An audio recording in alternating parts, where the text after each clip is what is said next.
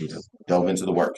Okay, so when we talk about Go Teams and governance on this slide again shows you that visual representation. We kind of covered those questions. But when we talk about the purpose of us and doing the strategic planning is to really cascade the district strategic plan to the school level. So the work that this Go team will do over the next few sessions is really looking at the key performance indicators that will come up shortly, and those buckets of opportunities that the district wants each and every school to grow in. And so we need to make sure that the strategies that are implemented at the actual school level align with what the district wants us to do. So we want to make sure that as a team that we are creating alignment, we want to reduce confusion and simplify our efforts. And then when we look at the timeline component, our school's 2030 strategic goals and objectives should be updated and approved and ranked by January 2026, which is why I say that we'll start the conversation today in the month of October. It will carry over into November, December, and with the goal of finalizing everything by the January 2026 date. And so all schools will focus on the strategies as part of our fiscal year 27 budget and continuous improvement planning process. And so that's why we are here doing this work today. Okay, so I actually just talked about that. So that slide. So 3 key resources to review. So the first resource is the 2020 through 2025 school strategic plan. So we will look at that today. The second thing is that we want to look at our 2025-2026 continuous improvement goals. And the goals that are listed on here, these are not the specific goals for Hollis. These are just examples that were included in the presentation. We'll have our specific goals up later on in this presentation. And then the last thing that we'll talk about today at this meeting is we will look at our school data sheet, which lists the key performance indicators, and we'll also identify what our focus areas are and how that lends itself to each particular category. So the school strategic planning process. So it's a 5-stage process. The first stage involves reviewing the data. And so to the right, you'll just kind of see a sample of the Go Team's business meeting cadence. In reviewing the data, you looked at the MAP data, GMAS data, graduation rates, CCRPI, etc. Bullet point 2 is aligning the mission, vision, and purpose. When we get to step 3, we want to confirm our 2030 goals, which would involve us creating school improvement planning goals to 2030 and identify any additional goals that may need to be added for the collective group of the team. For point 4, we want to identify the 2025 to 2030 strategic objectives, which means that we want to reflect on the 2020 to 2025 strategic plan that was already in place. And then we want to review and discuss additional objectives going forward as a Go team to see what tweaks, changes, or additions need to be added. And then finally, once we get to step 5 in the process, we will approve the strategic plan and rank your strategic objectives for fiscal year 27. And so today's focus is going to be about reviewing the data. We'll look at our key performance indicators. We will look at our mission and vision and purpose. So we will look at that and make sure that it's aligned based off of the Go Team's collective work as we're working to identify our goals. And then we want to confirm our 2030 goals where create SIP goals to 2030 and identify additional goals. And so for this meeting, I will present with everyone the current goals that are on our current school improvement plan, and then the team will have an opportunity to talk through those goals. Our next meeting, after we've done that, we will identify again in business meeting number 3, we're going to identify our 2025 to 2030 strategic objectives. And then in our business meeting 4, which is also our budget allocation meeting, we're going to approve the strategic plan and again rank our strategic objectives for fiscal year 27. So now we're going to go ahead and dive into our review of data. And I know this is small because it's a little small for me, but again, everybody will get a copy. Mr. Torres will send it out. So there's some guiding questions for the Go team as we look at this data for discussion. And the 5 questions are, what do you notice? What are your wonderings? Are you on track? Are there specific subgroup performance gaps? And outside of the instructional core, what could be a focus area? And so as we look at our key performance indicators for Hollis, when we look at our district goal for the first focus area in literacy, Again, the goal is the metric is the percentage of third grade students scoring proficient or above in ELA. And so at Hollis, our current key performance indicator is 18.5%. And 2030, the goal change is to increase it by 20.5, 20.5 points, with a goal by 2030 of making sure that at least 39% of our third graders are scoring proficient or higher. Similarly, for math, when we look at the percentage of our eighth grade students scoring proficient or above, currently 29.2%, with a change of increasing by 20.5 points, with an end goal of 49.7%. We are strengthening our instructional core. So when we look at kindergarten ELA, percentage of students scoring demonstrating or exceeding on the ELA domains on the spring GKIDS assessment, it looks like current KPI is 46.8, with a goal over the next 5 years of increasing that by 21 points, with a final goal of 67.8% by 2030. Within that category, looking at subgroup students, particularly our Black students, currently the current KPI is 16.2%, with a 26-point increase, moving that to 42.2%. When we look at our subgroups of students with disabilities, currently 4.2% plus 10 percentage point increases over the next 5 years, with a goal of our students with disability leveling out around 14.2%. When we look at our economically disadvantaged students, current KPI is 15%, with a goal of 26%, increasing that by 26 percentage points, with an overarching goal of 41% by 2030. I'm sorry, Principal Shakir, really quickly, could you please check the waiting room? And I think there's somebody in the waiting room waiting to be let in. I just corrected that. Thank you. All right, thank you. Okay. Okay. All right. And so when we look at our state identified, no, did I say economic disadvantage? No, I didn't go. Which one did I stop at? Mr. Torres, I'm sorry, did you admit them? Yes, I did. Okay, thank you. Okay. Torres, which one did I stop at? I lost my train of thought. Students with disabilities, I think. Yes. Okay, economically disadvantaged students. So current KPI is 68.2%, with a goal of increasing it by 10.7 points, final goal of 78.9%. So when we look at state identified schools, the number of schools identified on the state list, whether it be CSI, Comprehensive School Improvement, TSI, Targeted School Improvement, and ATSI schools, currently it has on list. So that's representative of Hollis, because we're currently on the list. And the goal is by 2030, the goal is to be off the list. So then when we look at, we're caring for every child. So when we look at our school-wide attendance, current percentage rankings, school comes in at around 46.6%, with a goal of increasing it by 15 percentage points by 2030, 61.6%. When we look at all of our students altogether, the percentage of students without suspensions, we're at 85%, with a 9.9 percentage point increase, moving that to 95.3%. When we look at our discipline among Black students, the percentage of Black students without suspensions, 84.7%, with a 10.6 percentage point increase, moving towards 95.3%. When we look at our discipline of students with disabilities, 81.4%, goal of moving that by 13.9 percentage points, with an end goal of 95.3%. Student staff relationships.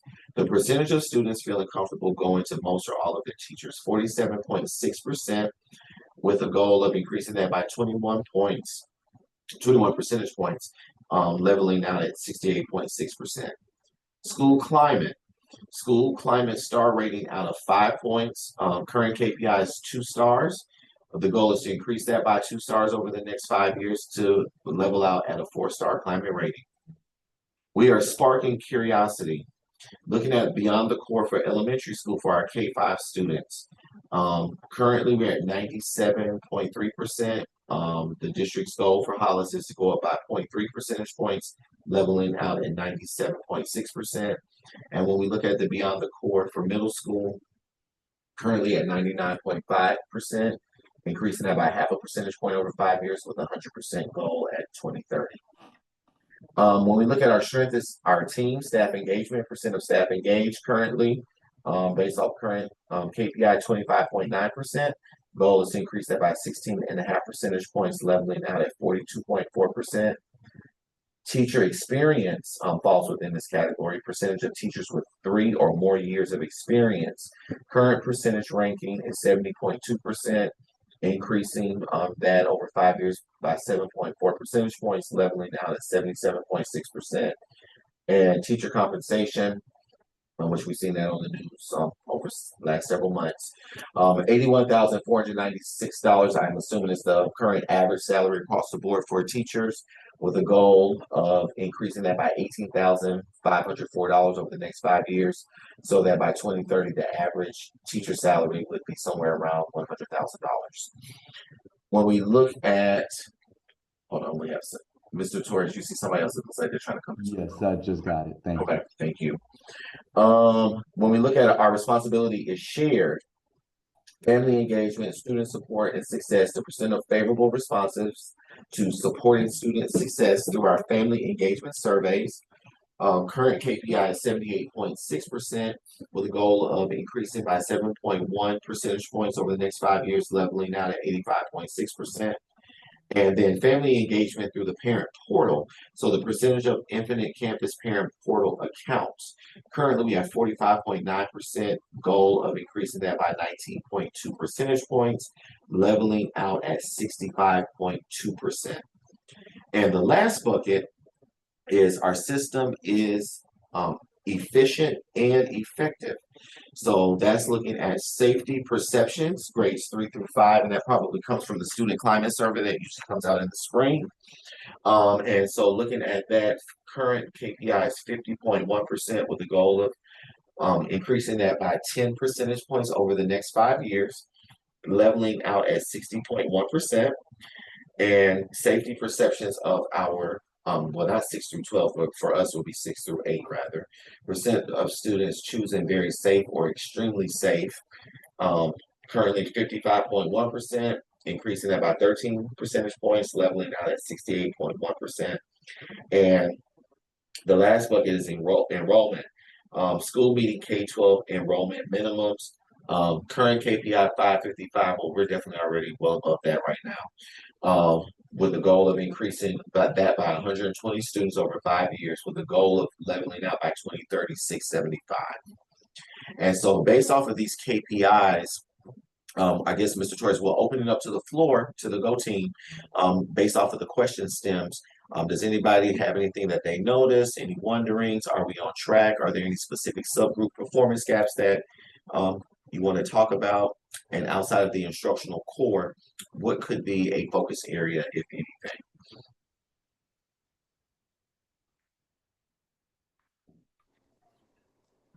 Well, as far as the notice part, oh, we supposed to say who we are. Hey, everybody, I'm Miss Fambro. I noticed that about pretty much the expectation in 2030 is for pretty much half of our 8th graders to be proficient.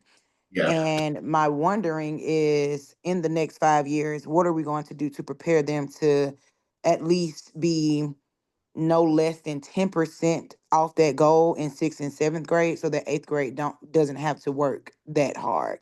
Because that's pretty much half of the students are expected to be green in Yeah. 5 years. So that's my notice, and my wondering is like, what are we doing? What will we do before that point, so that whoever the 8th grade teacher will be at that time doesn't have to, work so hard, if that makes sense. It does.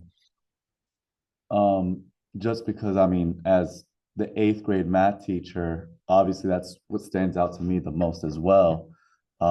This is Mr. Torres. One thing that I believe, and I'm wondering if we're able to do as an 8th grade math team, and not just an 8th grade, but as a middle school math team, and perhaps bring in other math teachers from elementary, we do have that strength, if we use it correctly at our school, to come together, and we could talk about some of the strengths and weaknesses we are seeing, and maybe align some vertical planning, so we can make a strategic plan of what are the main deficits that are needed to really hit these grade level standards at 8th grade, and how we will apply those interventions to hit those specific standards, and prepare ourselves to hopefully not just reach that 50% proficiency, but I mean, I always strive to do a little bit more of what the district has set for us and what we Yes. have set.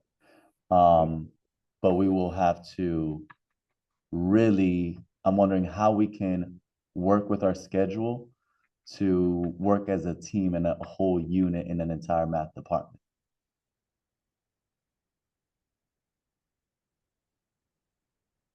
Anyone else? Hey, this is Miss Baker. Um, Okay. I see that we have a heavy lift when it comes to literacy and math. That's the first thing that stood out to me. That's a lot of work that needs to be done and will be done to get our kids where we need to be. Those are two big things that stood out to me.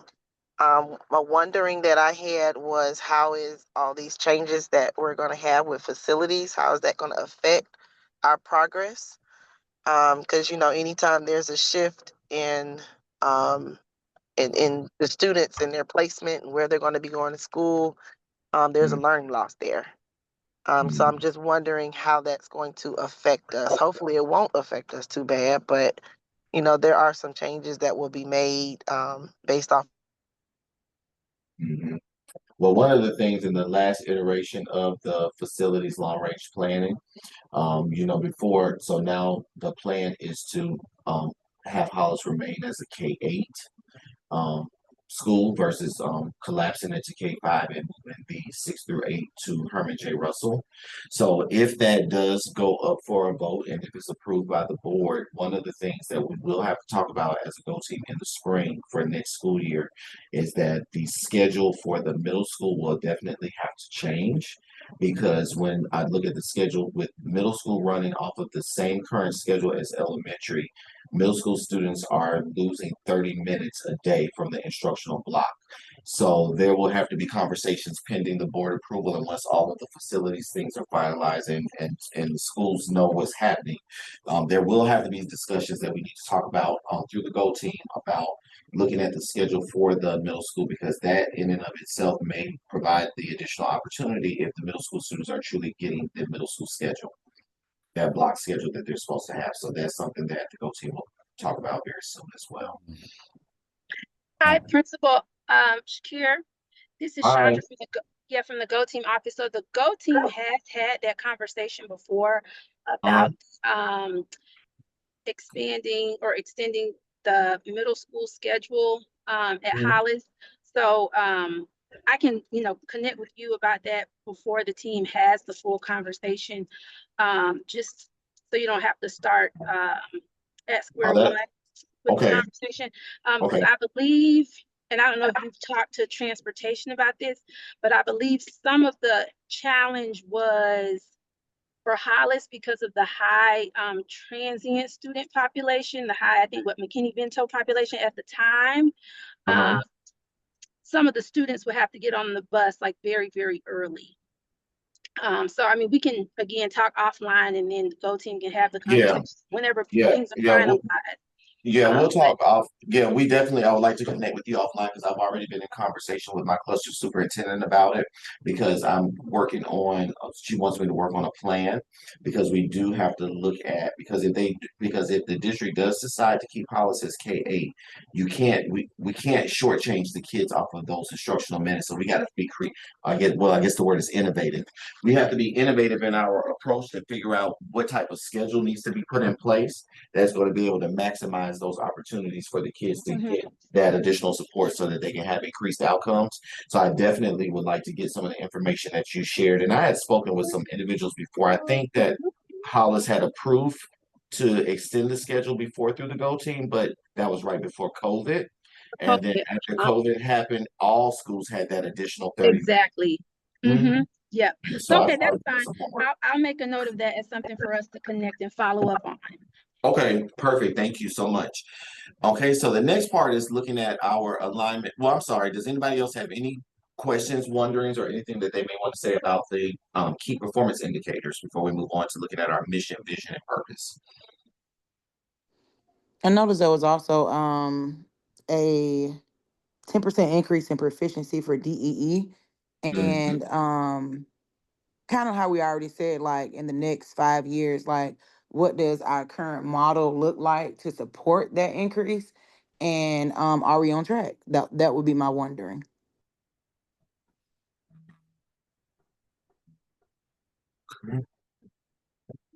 So the next part of our discussion today is really about the alignment of mission, vision, and purpose. And so here, as Atlanta Public Schools, who are we? We are the Atlanta Public School System. Why do we exist? To educate and empower Atlanta students to shape the future. And so this next slide was a copy of, I guess, the strategic plan that I found in a drive before. Was this the strategic plan, Ms. Fambro, Mr. Torres, that you guys had before from 2020 to 2025? Where we focused on increasing the percentage of students performing at proficient or distinguished on the Georgia milestones in math, ELA, science, social studies, looking at increasing the percentage of students reading on or above grade level as measured by Lexiles, implement school turnaround strategies, and implement the IB program model? No, absolutely not. We didn't Oh, mention no, not anything the about IB. IB, and or no, this doesn't look like it's no. Yeah, because even in the archives, because I found this in a drive, but I didn't know about the IB, so I said, "Oh, that's interesting." So we're gonna have to talk about do you all have a copy of the previous strategic plan? I believe I do, but I'll need a few minutes to go through my emails. Mm-hmm. And then on this strategic plan, so some of the school strategies: implementing balanced literacy instructional framework, implementation of balanced math instructional framework. That file that was in the drive talked about Lucy Calkins writing. So I know I definitely want to talk to Go Team about that because we have right scores. So I didn't know if the team had talked previously about Lucy Calkins. Math and literacy specialists, self-contained early intervention program classes, small or reduced class sizes. Let me ask Ms. Gibson and Ms. Jacoby if they're here. Will we have an opportunity to kind of craft out this new strategic plan, Ms. Gibson or Ms. Jacoby? Yeah, so that's the process that you guys should be starting. Wait, is this your first business meeting or your second business meeting? Refresh my memory. This is the first one. Okay, so yeah, once you'll start that in your second business meeting. Also, Okay. Yeah. So do you all have a copy of, because it's not on the archives, do you have a copy of the strategic plan? is the budget presentation from last year not on the Go Team webpage archive? In the March meeting, the presentation, is that linked? I didn't see it linked when I looked on there in the archive. I didn't see it. This was in some drive that had Washington Cluster, so I looked at it and said, well, let me show this because I didn't know if this was the template that the team uses to change or edit or change because I didn't know This template actually looks like it was from like 2016-ish, like a long time ago. Yeah, so where's the right template? I guess we got to get the right template for the next meeting. I don't know if Ms. Fambro, has been able to find it. Okay. Oh, it's in the chat. It's in the chat. Oh, yeah, okay, let's see. Okay, let's pull up this chat. Thank you, Ms. Gibson. I'm on my phone and it was difficult. Okay. Ms. Jacoby put it in the chat. Yep. Is it on the screen? Do y'all see it on the screen? No, someone will have to just click on the link in the No, I'm chat. sharing my. I'm gonna share my. No, do I need to reshare the screen so you can see it so everybody can see it? Hold on. Gotcha. Let me reshare. Okay, here it is. Okay, can you see it? Do you see it now? Yes, and I think it's on Yeah. slide 24, maybe. Yeah, a little bit past the middle. Okay. Ooh, I can't even read this. But okay, let me zoom this in. Hold on. Okay, so All right, so this is just the strategic plan. So, SMART goals, 10% decrease in beginning learners of grades 3 through 8 DSE students on the GMAS, 5% increase proficient and above on the Georgia milestones. 50% of students will reach their MAP growth target in reading, and the remaining 50% of students will demonstrate progress towards their MAP target.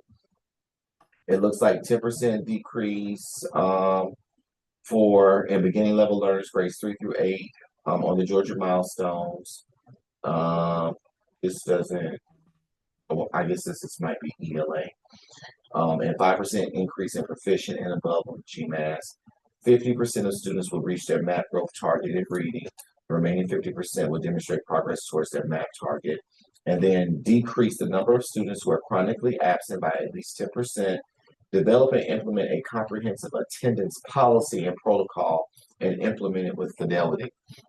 And so it looks like on the left-hand side, this plan that was done for the 24-25 school year, looking at the APS strategic priorities, data, curriculum and instruction, signature program, the school priorities were focused on reading and math and the performance of our DSE students, focus on reading and math, performance of all Hollis students, and develop a literacy and mathematics culture. And some of the strategies that were discussed, the two strategies specifically in the plan were engaging our DSE teachers in regular professional development with general education staff, intentionally tracking and monitoring DSE and non-DSE students beginning of the year, middle of the year, and end of year math data. Then it looks like another priority area around building a culture of student supports, whole child intervention, was around leveraging the whole child intervention team to provide the wraparound services and increase attendance and access to mental health support, which would involve implementing a system of support through counselors, behavior specialists, social workers, MTSS, disproportionality specialists, and outside agencies.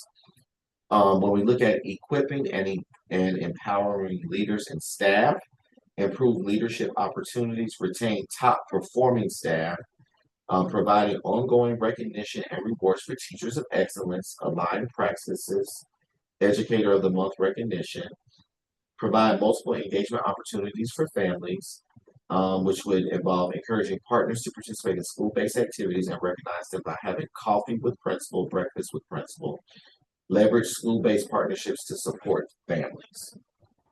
So with the current strategic plan, Ms. Gibson, do we begin to talk about like some things that we might want to tweak or address, or do we just kind of present it out this meeting and we unpack it in more in-depthness next meeting? The process for updating the strategic plan is in the presentation template. Do you have the template? Yeah, the template. Yeah, we have the template.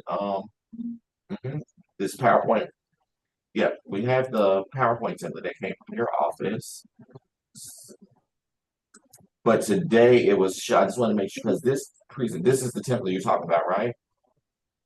Right. So did you guys already talk about like the district level plan and the Yes. KPI? We talked about that, and then we talked about the KPI. Right.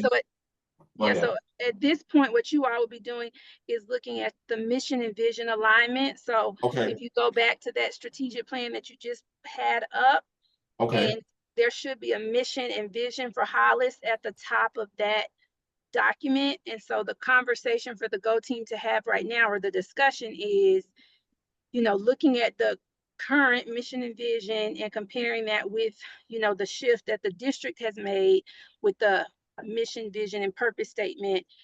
Are there any changes that you all think need to be made with the Hollis mission and vision, just as we kind of shift things across the district?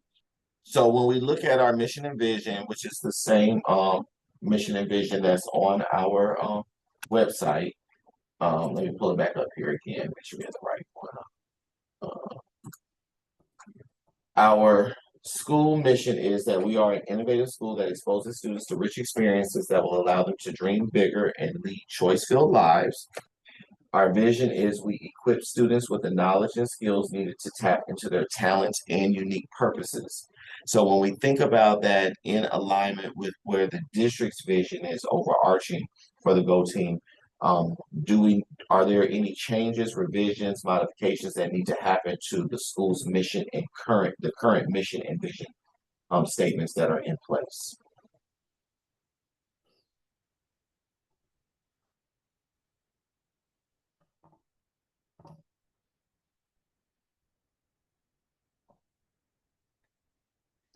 I believe these are accurate. I think these align. I think where our discussions in our next upcoming meetings will be is how we achieve it.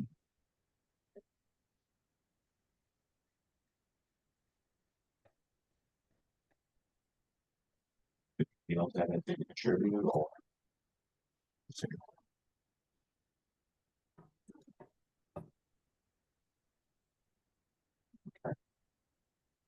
So the next part of our conversation is to look at confirming our 2030 goals, which means we want to extend our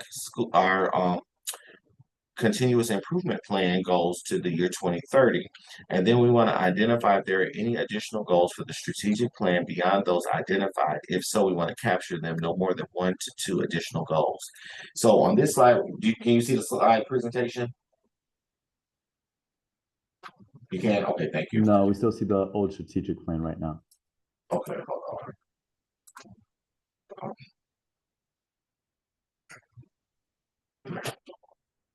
Okay, so let me.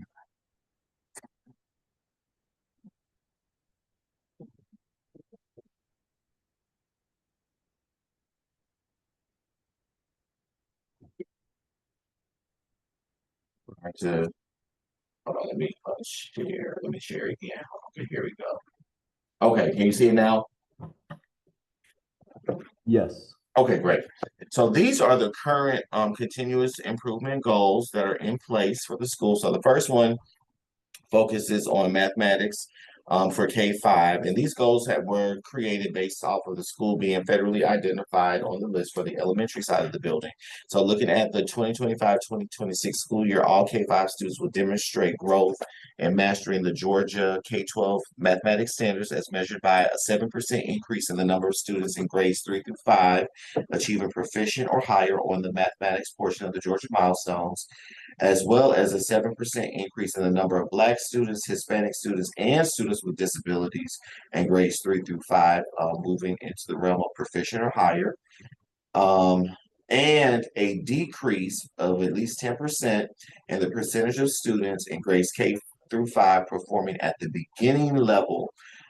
So going from 37% down to at least 27% on the 2026 spring MAP assessment. That's goal area 1. Similar percentage indicators for goal area number 2 with a focus on ELA and also honing in on our subgroup students of African American, Hispanic, and students with disabilities.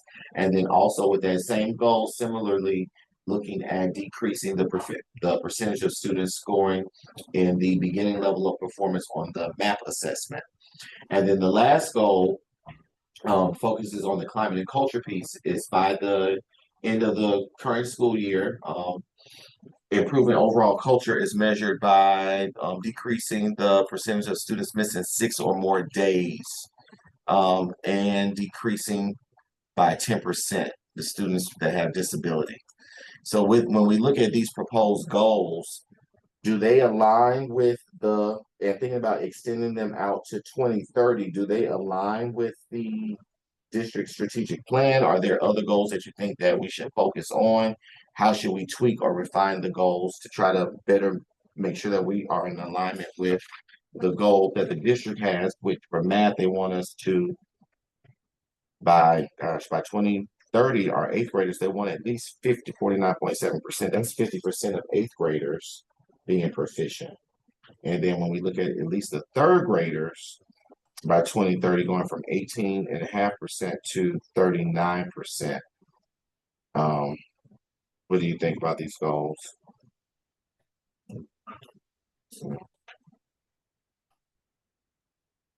This is Miss Baker. I don't really think we need to add anything to our list, honestly. I feel like our plates are pretty full right now.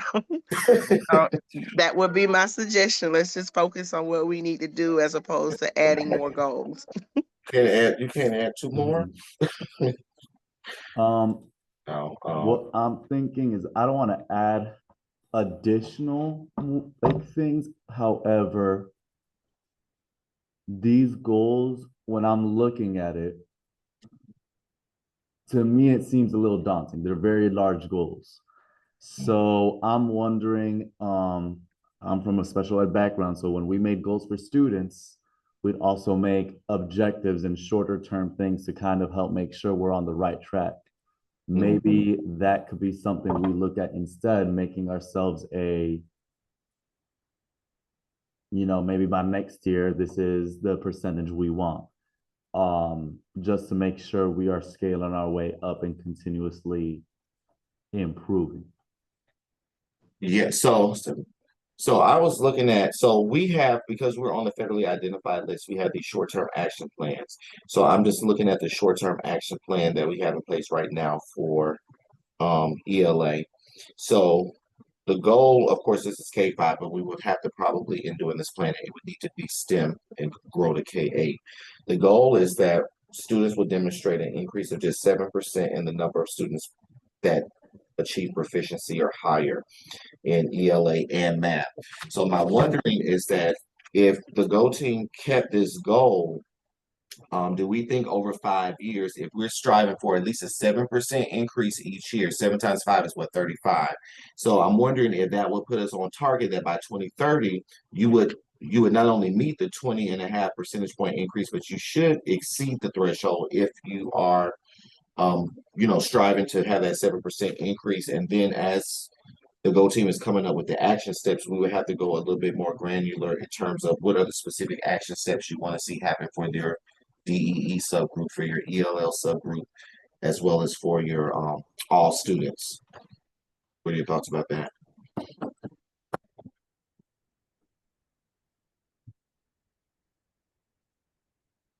Okay, I'm with you on that. The math goal is the same, 7% across the board. And then for the climate and culture goal, the goal is to by May of this year, the percentage of students absent less than 10% of enrolled days will increase from 48% to 65%, which, and the action steps are just still the same action steps that were in the previous school's strategic plan, the formation of the whole child intervention team, or the supports being put in place to track and monitor the student attendance. Those are the current goals in our short-term action plans that the state is monitoring.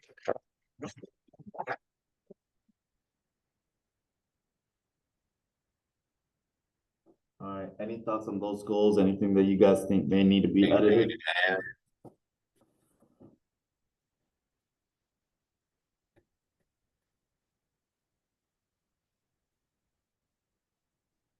Okay, so in our next session, we'll just probably go a little bit more granular. After reviewing our current goals and schools KPI, are there any additional goals? So I think Ms. Baker spoke. Ms. Baker said no additional goals. But looking at, I do think we probably need to explore and discuss what are going to be the specific action steps for the goals that we have related to, because we do know that at Hollis there's an emergent Hispanic population that's emergent, so that's an area of focus. We know that our students fall in economically disadvantaged, and we also know that we have the special ed percentages. So I would probably say that as objectives, the overarching goal, I think would be fine, but the objectives, I think we would probably need to pinpoint what are going to be the specific objectives for those particular groups that we want to hit, so that we are we're demonstrating that we're trying to increase within the next 5 years, at least by 20.5 percentage points across the board.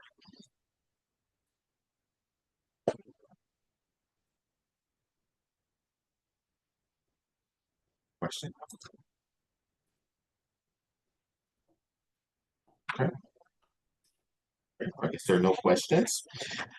So that was actually the only other thing that I know I need to share with the Go team in terms of principal updates. I think I passed it on the other slide earlier. Is that for the principal's reporting update, we have our trunk or treat event with Mercedes-Benz as one of our sponsors happening on the 30th of October. So that's happening next week. And our next meeting session, we're going to go into part 2 of our strategic planning and unpacking these goals. And then, Mr. Torres, remind me to send you the short-term action plan for the next meeting so that you can send it out to the Go team members so they have an opportunity to look at the strategic plan as we go a little bit deeper with the goals for next time. They can have a hard copy in hand. Okay, perfect. Write it down for myself to email you in the morning. Okay. And those are all the updates that I have for this evening. Unless you have anything else, Mr. Torres, I'm done my part.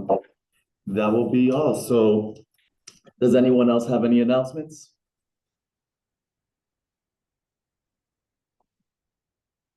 If not, we have reached the end of our agenda. Is there any additional business at this time?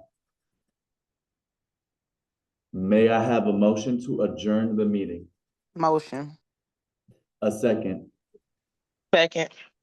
All in favor, please say aye. Aye. Aye. All opposed, please say nay. Any abstentions, please say abstain. The meeting has adjourned. Thank you so much. It is currently 6:45. Have a wonderful rest of your evening. And hey, y'all, just one really quick thing. Just a reminder, please complete your training. We have added some additional live sessions, including one this Saturday morning. So if you haven't completed your new member orientation, you do the online session first, and then you can do the live sessions. As I said, we have one Saturday morning and we have some others coming up between now and Thanksgiving break, including an evening session. So if you have any questions about that, just feel free to contact us. Thank you. Thank you Thank all. you so much, Mr. Kobe.